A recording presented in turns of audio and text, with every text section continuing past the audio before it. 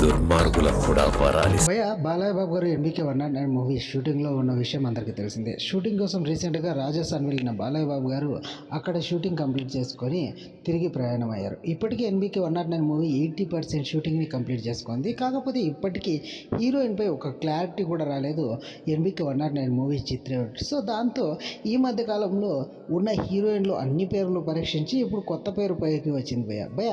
ఆ పేరు ఏంటనేది ఇప్పుడు తెలుసుకుందాం భయ్య. మన బాలయ్య బాబు గారు ఎంబీకే 109 మూవీలో శ్రద్ధ శ్రీనాథ్ గారిని తప్పించి ఇప్పుడు ప్రజ్ఞా జైస్వాల్ గారిని తీసుకోబోతున్నారు అనేసి అయితే సోషల్ మీడియాలో వార్తలు వస్తున్నాయి భయ్య.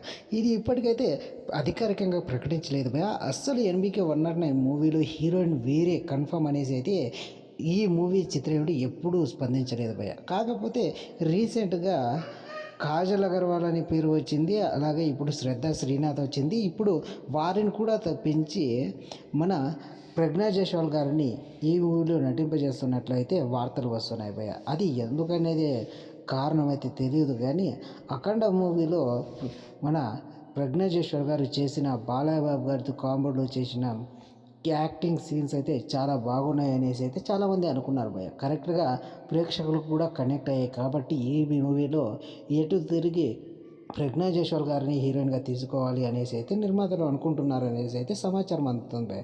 ఇది ఎంతవరకు నిజమనేది తెలియాలంటే ఖచ్చితంగా వెయిట్ చేయాలి.